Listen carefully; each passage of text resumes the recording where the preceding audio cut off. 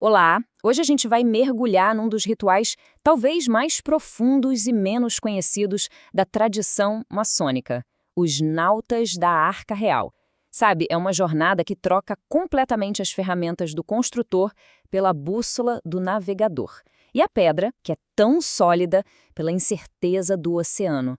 Vamos juntos descobrir o que isso realmente quer dizer. Essa é a pergunta que vira a chave de tudo. E se em vez da gente ficar sempre nessa ânsia de construir algo novo, a nossa maior missão fosse, na verdade, proteger aquilo que já existe de mais valioso? Não um templo de pedra, mas a essência do que a gente é, para quando a tempestade que a gente sabe que vem inevitavelmente chegar. Essa mudança de foco, ela nos leva para um lugar bem diferente, muito além da pedra. Aqui, a solidez da construção dá lugar à fluidez da navegação. E é justamente nesse contraste que a verdadeira lição começa a se revelar. Olha só que interessante. De um lado, a gente tem o templo, a estabilidade da pedra, o trabalho de construir. Do outro lado, a gente tem a arca, a incerteza do mar, a arte de sobreviver. É uma passagem clara da criação para a preservação, do controle que a gente acha que tem sobre a matéria para a confiança diante do caos. E essa mudança toda, claro, nos leva para uma dimensão moral. Pensa bem, se não dá mais para construir do lado de fora, a única opção que sobra é fortalecer o nosso interior. A grande questão passa a ser: como é que se mantém a fé quando o mundo todo ao redor parece estar desabando? A resposta para isso está numa ideia muito poderosa: o refúgio espiritual. E não é um lugar físico. É um santuário que a gente constrói dentro de nós, com valores, com princípios. É esse refúgio que nos impede de afundar no dilúvio das nossas próprias emoções, do nosso ego. A lição moral aqui é a confiança total em algo maior, mesmo no olho do furacão. Tá, mas como é que a gente constrói esse refúgio na prática? O caminho tem basicamente 3 passos.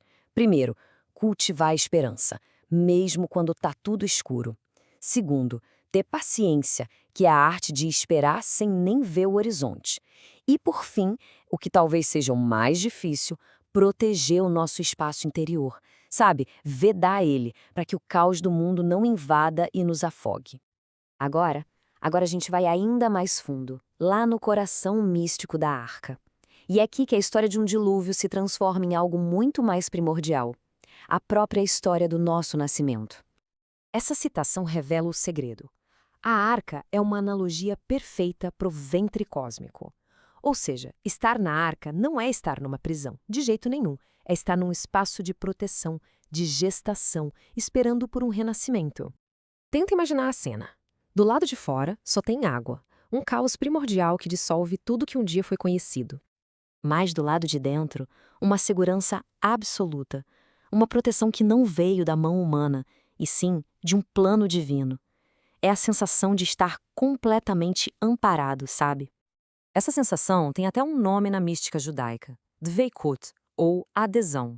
É só pensar na dependência total e protetora de um feto no útero.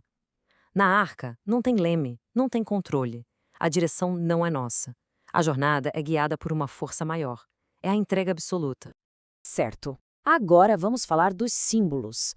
E aqui, as ferramentas de construção são totalmente deixadas de lado. A linguagem deste grau não é feita de metal, mas dos sinais que a própria natureza nos oferece.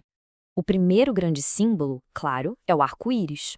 Ele representa a aliança, a promessa de que depois da tempestade vem a paz. E misticamente falando, as suas 7 cores simbolizam como a luz divina, que é única, se revela para a gente em múltiplas formas e belezas. Em seguida, vem a pomba. Ela é a paz que chega quando a tempestade do nosso ego se acalma. É a alma que finalmente sai da segurança da arca, ou do útero, né, para encontrar um mundo novo. É o sinal do renascimento.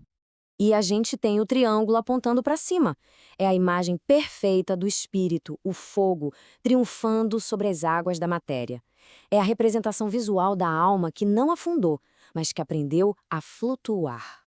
E por fim, o plano. Noé não construiu a arca de qualquer jeito. Ele seguiu instruções divinas.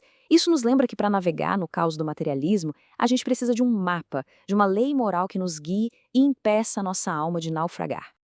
E agora, para fechar, vamos unir todas essas peças. Como é que a imagem do útero e a da arca se conectam para completar esse ciclo de aprendizado? A grande síntese é esta: o mundo material, com suas tempestades diárias, é o dilúvio, e a nossa consciência espiritual é a arca. A lição final é que a gente pode navegar por este mundo, sentir as ondas dele, sem se afogar nele. A gente pode estar no mundo sem ser engolido por ele. E essa tabela resume a jornada de uma forma brilhante. No útero, a dependência é natural, é instintiva. Na arca, a dependência é uma escolha consciente de uma alma já madura. É a decisão deliberada de confiar de novo, de entregar o controle para encontrar segurança nas tempestades da vida. E eu deixo uma pergunta final para reflexão. Como é que essa atitude de flutuar sobre as águas, de abrir mão do controle, se conecta com a verdadeira paz interior? A resposta, bom, talvez seja o grande segredo dos nautas da Arca Real. Fica aí a reflexão.